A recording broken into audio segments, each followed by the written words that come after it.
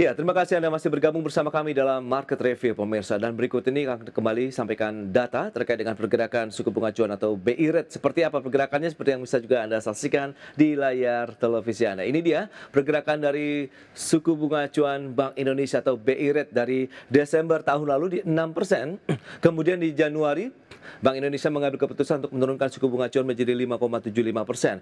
Ini bertahan sampai dengan bulan April, kemudian di bulan Mei turun lagi menjadi 5,5%, bertahan sampai dengan bulan Juni, kemudian di bulan Juli ini Bank Indonesia menurunkan kembali suku bunga acuan kita menjadi 5,25%, yang diharapkan tadi dari sisi ekonom, pelaku usaha, transmisinya ini juga bisa cepat yang akan dilakukan oleh perbankan lainnya begitu setelah suku bunga acuan Bank Sentral dilakukan begitu.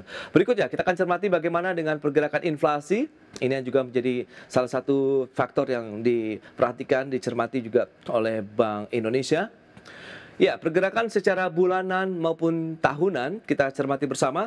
Kalau kita lihat pergerakan bulanan memang sempat terjadi deflasi ya di bulan Januari, Februari, kemudian terjadi lagi di bulan Mei, namun naik lagi menjadi inflasi di bulan Juni 0,19% secara bulanan, kemudian tahunannya 1,87% untuk pergerakan inflasi di tanah air. Dan lantas kita akan cermati pergerakan nilai tukar rupiah seperti apa. Ya, sempat memang mengalami penguatan dalam beberapa waktu terakhir. Sekarang di level 16.200-an lah untuk pergerakan rupiah terhadap dolar Amerika.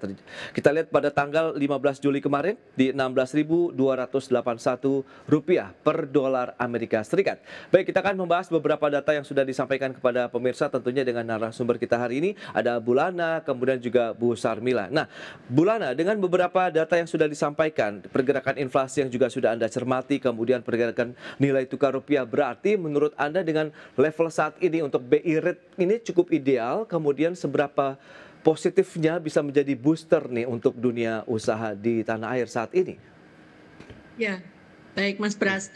Jadi kalau dilihat dari nilai Ya, 5,25 ya, barangkali BI pasti punya hitungan. Saya oke. nggak punya hitungan dalam arti apakah ini sudah ideal apa belum. Hmm, Tetapi kalau kita bicara konteks tadi yang transmisi tadi, ini yang harus diperhatikan. Oke, BI rate turun 5,25, rupiah relatif stabil, inflasi juga relatif terjaga iya, baik gitu ya. Dan saya pikir 2 bulan Juli pun inflasi mungkin masih naik, tapi Agustus bisa jadi secara bulanan melambat karena aktivitas masyarakat sudah berkurang banyak di bulan Agustus. Kalau Juli kan masih ada libur sekolah ya 2 mingguan ya, itu mungkin bisa menjadi pemicu inflasi. Jadi mestinya sih BI rate ini masih bisa turun. Nah, tetapi katakanlah turun sampai akhir tahun, banyak yang memperkirakan sekitar 4,75, sehingga masih akan ada penurunan sekitar 75 basis point lagi. oke. Dengan asumsi globalnya nggak ada masalah ya Mas Pras, Iya, karena global ini menjadi kunci sebetulnya, karena akan terlihat di pergerakan rupiah. Nah, tetapi dalam konteks kita membutuhkan stimulus dalam perekonomian, ini yang mestinya bisa didudukan bareng nih dengan hmm, perbankan. Oke, BI rate turun segini. Secara ya, artinya pengalaman sebelum-sebelumnya ketika bunga itu turun, yang paling cepat turun itu suku bunga deposito atau suku bunga tabungan lah. Ini akan cepat turun. Tetapi yang tadi Bu Sarmila juga katakan, kredit ini masih tetap aja nangkring di 10-12%. Akibatnya apa? Nanti NIM, net interest margin bank, itu yang ada makin lama makin membesar. Sementara pelaku usaha belum mendapatkan insentif yang cukup baik karena tingkat bunganya masih cukup tinggi.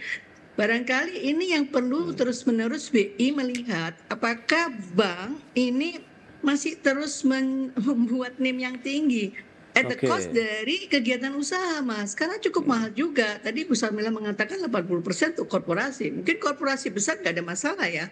Iya. Tetapi 20% itu adalah UMKM di dalam negeri. Korporasi mungkin juga bisa pinjam dari luar negeri. Tadi disampaikan data-data dari beberapa negara di luar negeri yang suku bunganya masih murah, katakanlah ditambah US dollar depresiasi masih lebih murah dari 10 atau 12% di dalam negeri. Hmm, Kenapa nggak pinjam aja dari luar negeri kan gitu ya? Sebagai pelaku oke. usaha kan pasti cari yang relatif lebih ekonomis lah atau lebih Hmm, murah. Nah, ini yang harapannya ke depan barangkali BI terus-menerus juga bisa memonitor tidak hanya dari konteks makronya, oke. tetapi turunannya ke mikro ya, khususnya bank, karena bank inilah sumber nanti bisa menggerakkan perekonomian. BI rate tetap turun, tapi kalau kredit nggak naik, karena bunga kredit masih tetap tinggi, ya Ya. tetap nggak bisa membantu perekonomian, Mas Pras. Baik baik, ini menarik juga lah. Lantas dari pelaku usaha lagi-lagi Bu Sarmilan, bagaimana Anda melihat penurunan dan potensi kalau memang kita cermati tadi masih ada ruang sebenarnya. Tapi Anda lihat apa yang akan segera dilakukan dengan memanfaatkan momentum dari penurunan suku bunga acuan ini sehingga benar-benar bisa dioptimalkan begitu untuk dunia usaha? Ya, saya konkret aja Mas Pras. Ya, Saya mengusulkan satu, pertinggi porsi untuk UMKM dan itu oke. apa? Karena sekarang ini UMKM sebagai roda ekonomi Indonesia ya. Hmm. Karena corporate banyak sekali bermasalah kan, karena ada kemarin sempat ada masalah dengan Trump, tapi hari ini udah mulai jadi repositioning lah mereka semua. Corporate banyak kena berdampak. Sehingga kalau ini terjadi, ini sangat membantu untuk menurunkan NPL-NPL. Jadi konkretnya adalah tingkatkan pemberian kredit kepada UMKM yang porsinya ditingkatkan tidak hanya 20%, tambahkan sedikit. Kemudian bunganya cepat diinformasikan, jangan sampai sekarang ini bank lebih lebih mau memberikan kepada ini ya apa sun ya. Jadi surat berharga Oke.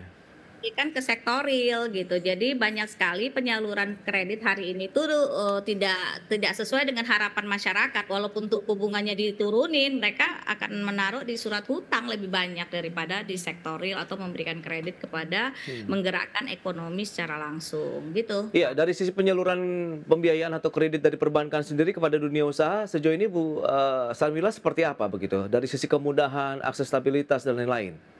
Menurun Pak, menurun. Jadi Oke. kredit sekarang ini susah banget diakses Hmm. dengan alasan NPL banyak gitu. Oke. Jadi kehati-hatian.